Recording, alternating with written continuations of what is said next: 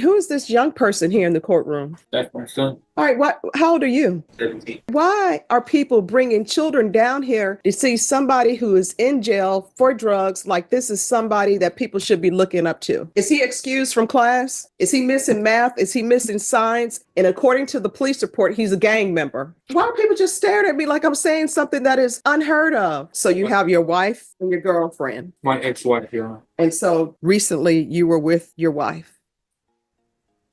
Long story. Oh, I know it's a long story. So you're cheating on your wife with your girlfriend or your girlfriend with your wife, and she's here for you. But okay, the court is going to sentence you. This defendant walks into Judge Boyd's courtroom wearing a smile, like he's stopping by for a casual conversation instead of a sentencing hearing. But what really catches everyone's attention is who he brought with him, his 17-year-old son. Considering he's facing the possibility of serious prison time, that decision is hard to understand.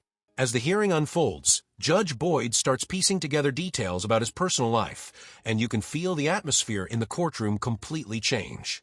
By the end, the judge sees right through the image he's trying to present. Let me know in the comments, how do you feel about a teenager sitting in court to watch their own father get sentenced? Let's dive in. And are you Mr. Cupp? Yes, I am. Counsel, have you received all discovery? Did you review it with your client? Yes. Court will find that the state is in compliance with discovery. Probation, this is an application. Mr. Cupp, did you review the application for community supervision with your attorney? Did you understand it and sign it? Yes, Your Honor, I did. By indictment, you're charged with possession of a controlled substance, penalty group 1, 1 grams to 4 grams. That's a third-degree felony. Range of punishment is anywhere from 2 to 10 years in prison. If you have a plea bargain agreement with the state, the court does not have to follow your plea. If for any reason the court does not follow your plea and gives you more than you bargained for, the fact that you entered a plea will not be used against you, and you will be allowed to withdraw your plea. Did you understand? Yes, Your Honor. All right, off the record. Are you all in agreement with his receiving probation? Yes. Any objection to the court checking that box? No. Mr. Cupp, has anyone threatened you, coerced you, or placed you in fear to get you to enter this plea? No, Your Honor. Anyone promised you anything other than the plea? No, Your Honor. Are you satisfied with the way you've been represented? Yes, Your Honor. Are you a U.S. citizen? Yes, Your Honor. Court will find that defendant has knowingly and voluntarily waived his right to jury trial. Did you review the plea bargain page with your attorney? Did you understand it? I did, Your Honor. According to the plea, punishment is to be assessed at 6 years in the prison. There's a $2,000 fine. State recommends community supervision. This will run concurrent with 2024 CC 738359. Did you understand that to be the plea? Yes, Your Honor. Defense? Yes. State? Yes, Judge. Did you review the waiver of appeal paragraph with your attorney? Did you understand it and sign it in both places? Yes, Your Honor. Did you understand by signing that you're waiving your right to appeal? The only items that can be appealed are written pretrial motions that have been filed, heard, and ruled upon by the court. Did you understand? Yes, Your Honor. Counsel, are there any such motions? No. Outside the agreement, the state is requesting that your community supervision be for a term of 6 years. There be a top evaluation and 200 hours of community service restitution. Did you understand those were recommendations from the state and the court does not have to follow those recommendations? Yes, Your Honor. Then to the offense as charged, how do you plead? Guilty, not guilty, or no contest? No contest, Your Honor. State any evidence. No objection. State you may be excused. After reviewing state's exhibits 1 and attachments, the court will find there is sufficient evidence to find you guilty, and the court will find you guilty. All right, so what's happening with all of the other things that were found in the vehicle, the body armor and the gun? The gun is part of the plea bargain, Judge, and we need to go down to County 11 after we're finished here as part of the plea. All right, and also the body armor? Okay. All right, thank you. All right, so do you have any children? I do. What are their ages? 18, 17, 15, 12, 1. And do you have contact with them? I do. Do they live with you? Yes. Their grandparents right now. All right, so that means that you're not taking care of them. It's the grandparents. Are they the paternal or maternal grandparents? Mother or father? Father. Okay. So basically you continue to have children and they're taking care of them. Is Child Protective Services involved in your life? Where's the mother of the children? She's not in the picture. She has a 1-year-old and she's not in the picture. It's not the same. All right, so that mother, where is she? She's actually incarcerated. All right, so the mother of the 1-year-old is in prison or in jail? No, she's here. All right, in jail. No. She's not. Not the 1-year-old. I have 4 with one with the previous Okay. and 1 with my new spouse. Oh, and so she's here today? Where? Oh, where's the 1-year-old? She's with family. All right, so basically the mother's raising children. Watching her judge. All right, so I never understand. And who is this young person here in the courtroom? That's my son. All right, how old are you? 17. All right, what are you doing with your life? Are you in school or not in school? Graduate? What are you doing? All right, why are people bringing children down here to see somebody who is in jail for drugs like this is somebody that people should be looking up to when he should be in school? Is school out? Is this an excuse day for him to come down and see this person be sentenced? If you're ever wondering what not to do during a sentencing hearing, this is a pretty good example. Bringing your 17-year-old son to watch you potentially receive a 6-year sentence is a decision that's difficult to understand. Whether it's overconfidence, poor judgment, or simply not thinking things through, it doesn't leave the best impression. Most parents would try to protect their children from experiencing something like this, yet he sits there smiling, as if the situation isn't all that serious. Judge Boyd clearly notices his attitude, and you can tell she's paying close attention. First impressions matter in court, and right now, he's not doing himself any favors. Let me know what you think. Was Judge Boyd reading too much into it, or did his behavior stand out to you as well? Is he excused from class? Is he missing math? Is he missing science? Is he missing English literature? Why is he here? Why would you bring your child down here to see him be sentenced for committing a crime that your son should not even be around because he's committed a crime, and according to the police report, he's a gang member? This is somebody that you think is the great person to put in your children's life. I don't understand that. He should be at school. He's missing class. Why are people just staring at me like I'm saying something that is unheard of? Do children not go to school anymore? He's getting behind because he's here in court to watch this person get sentenced. And he should be at school studying. What are his grades? Is he doing well in school? Is he doing any extracurricular activities? Did he tell his teacher that he was going to be out because he's here to watch him get sentenced? Is this his biological father?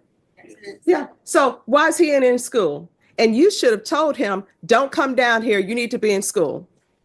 I don't understand that.